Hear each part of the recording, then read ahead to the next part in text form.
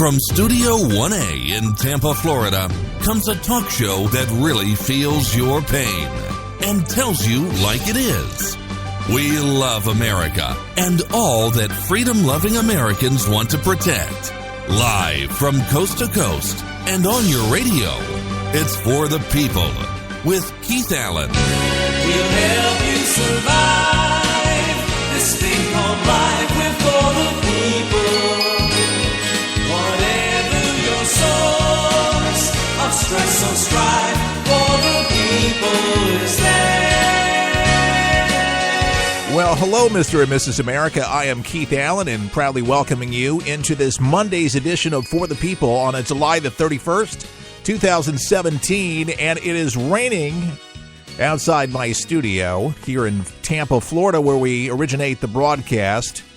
We are under a tornado threat, and a tropical storm warning is in effect right now for the entire Bay Area. Going to go up the coast, and who knows where it's going to go, maybe up to the northeast and provide a little rain for you guys up there, but that's what we're experiencing right now.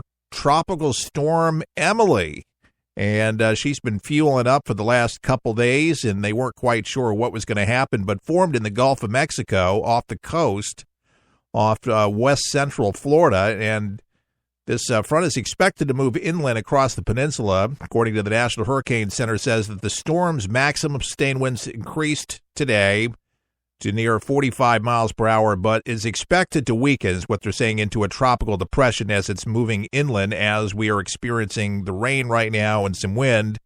The storm centered about 45 miles southwest of Tampa and is moving near about 8 miles an hour, expected to bring a lot of rain, some wind to central and southern Florida.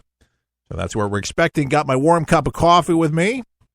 And we're going to get rocking and rolling today, as Chuck used to say, and here we are. By the way, people have asked me, and I haven't updated, about $60 right now for the iPad over the weekend, and we're optimistic that more money will come in from that. Some of you may have just caught the tail end of the show, haven't been able to give during the weekend, so still opportunities to be able to help us out with getting Chuck Harder's iPad that we wanted to put in his hands. So if you can make a donation, that would be terrific. Put a heartfelt video, by the way, out on Facebook, and rarely do I do it unless there's something that just needs video attention. So if you'd like to see this mug on TV, so to speak, you can go to our For the People Facebook page at For the People Show. That's where you can find it, or you can just simply go to our website and click on the Facebook tab, and it'll take you right there, and follow us, and you can keep updated of what's going on. But the video that I would actually really like to post would be us giving Chuck the iPad, and that's the video that's going to really, people are going to love that thing. Forget about me. Think about Chuck on this one. He really needs it, and this will open up a whole world to him. Just think about having nothing to do, being bedridden, not being able to go outside or anything like that. I think the iPad is like the perfect gift for somebody that gave so much of his life to helping other people. So I'd really like to make that happen. So if you can go above and beyond what you've been given monthly and just as a special one-time gift for this, I'd really appreciate that, because I think this is the only way, truthfully, that we're going to be able to get to that number, $7.99, and get Chuck that iPad that we need. We don't want to wait, years down the line. We'd like to get this done like this week. I wanted to get done by the weekend, but, sometimes it's the Rolling Stones. You can't always get what you want. But I'm going to continue talking about it and expressing the way I feel about these deals. Listen, this is a team effort. I'm putting a little in. Everybody else put a little something in there. Yes, I'm waiting on you. So help out a good guy, won't you? All right, President Donald Trump swearing as new chief of staff. We kind of saw this thing coming as Scaramucci was coming in as new communications director, news press secretary, shaking things up. Did not like Royce Previs. Some people speculated that Royce was the one who was gossiping to the press. Who knows? But this guy does not look like a man of gossip at all. Got him out of retirement to do the job, but man, this guy looks like a general. He acts like a general. He is a general because his name is John Kelly. And he was sworn in this morning in the Oval Office ceremony. And there it is, the stoic John Kelly. And President Trump said that he would do a spectacular job. And the president repeated his contention issued earlier on Twitter that there is chaos in the White House, despite a particularly tumultuous stretch. And he says things are going very well, despite all of these things. There's a flurry of that. I think he kind of gave into it, people saying that there's a disaster. But it does seem like there's a shakeup, and maybe that is pretty tumultuous, I would have to say, the effect. But if anybody, a lot of people in the media are just really liking Kelly in the White House as chief of staff. They're liking him. They don't like Priebus. For whatever reason, they seem like they are embracing the general no-nonsense. But as you can imagine, this man will serve too, as always, all those that serve in the White House at the pleasure of the president. And Trump's agenda, you bet, is definitely going to be, but no leakers. Like, can you imagine a leaker under the general? You get smashed. But he will be there. Now, Kelly previously served as the Department of Homeland Security Secretary.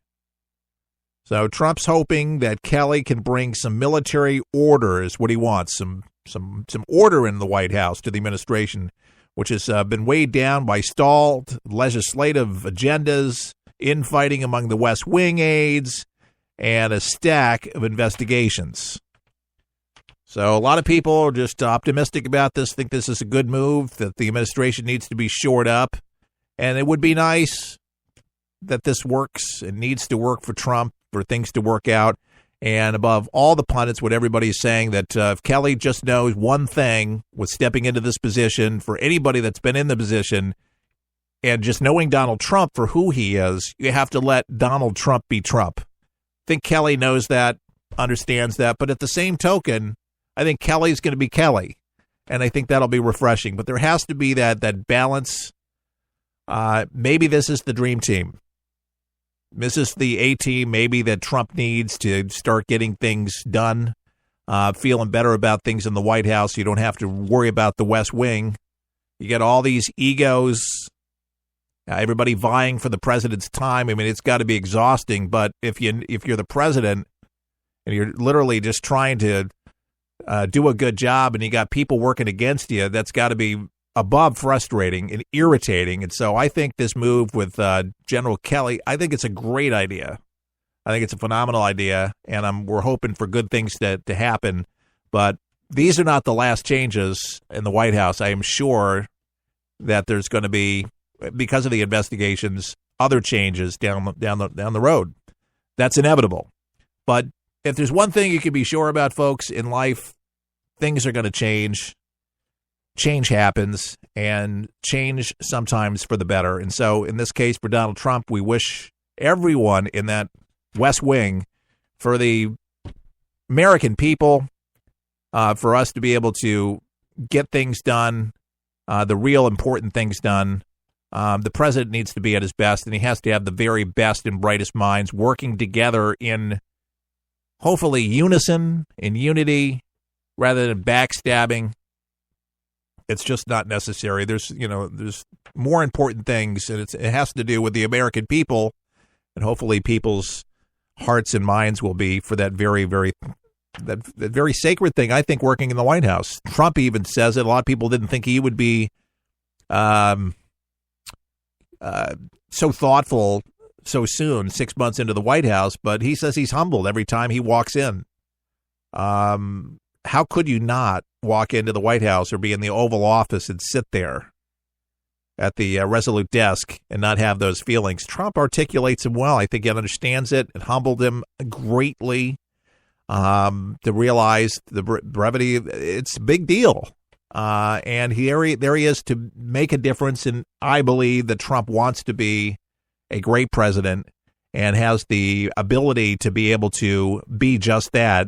But there's a lot of work that has to be done. And the swamp that he talks about, draining the swamp, it's not going to be easy. And I think he realizes he's going to need people like General Kelly to be able to help him navigate through these swampy waters as he fights the good fight. And we need to continue praying for Donald Trump and for all his people to, they got a lot of work ahead of them, folks. A lot of stuff fighting this fight with the liberals across the country that just want Trump out and wanted him out from day one. Still trying every way possible to try to go against his agenda and ruin it for him, because and they don't get that's actually destroying our country even further, but they don't care. They've done a pretty good job themselves destroying the country. What's a little bit more destruction on top of it? Did you hear this weekend? This was a little scary, especially when the nature of what happened is a current, ongoing fluent situation, as police call it. But over the weekend, I was celebrating my granddaughter's birthday. She turned 1, and it was rainy off and on, but we made it. We fared through it at Ballast Point Park in Tampa. It was beautiful, but it flashed on my screen saying that a van plowed into a bunch of diners in Los Angeles on a sidewalk. This happened yesterday afternoon and injured at least 8 people. That's all it said. So I'm like, oh, no, I hope it's not terrorism. So a witness was telling the Associated Press that a van jumped a curb and careened into a group of people eating outside. The Fish Spot restaurant, that's the name of the restaurant these people were at.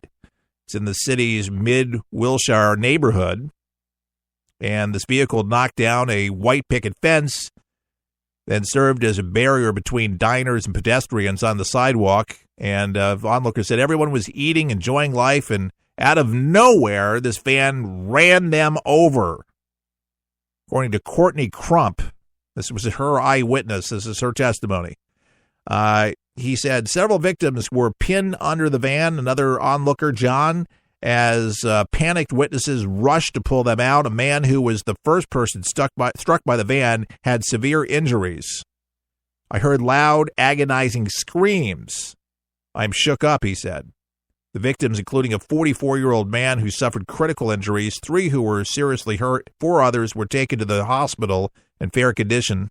Los Angeles Fire Department spokesperson Margaret Stewart said an off-duty firefighter with the department was in the crowd and did not sustain major injuries. The driver came out of the van and appeared disoriented. He jumped back into the van, prompting witnesses to hold him until authorities arrived at the scene. Cause of the crash under investigation. The Los Angeles police spokesman Josh Robenstein said the crash appeared to be an accident, adding that there was no indication that the driver intentionally drove in to the crowd. So we don't know if it was a medication issue, mechanical issue with the vehicle, but not terrorism. And, of course, this would be all over the news if that was the case. It's not the case, but how scary and how frightful. Because people didn't know what the heck was going on, but all they know is their loved ones were getting ran over by a van up on the sidewalk. And what would you think during that time? You just never know, folks. You never know. Okay. I'm looking out the window. It is dark. It's gray. And I can't let this hot coffee go to waste until it cools down. Now, this is something we've been talking about, North Korea. We've been talking about this for months and months and months and months. And now it seems, folks, as I have said and almost predicted, that something was going to climax. And over the weekend, seemingly that it has. This last missile launch from North Korea, an ICBM, folks, according to the State Department, can reach the United States. We're talking Los Angeles. We're talking New York. We're talking all in any major city in the United States, any small town, America, it can reach us. They have the technology.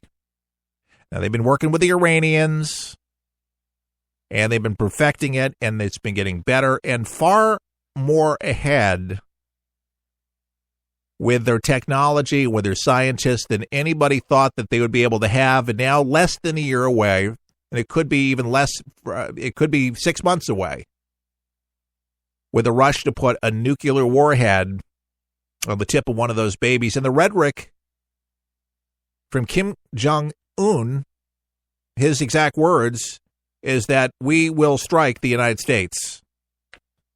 Should we take him at his word? Nikki Haley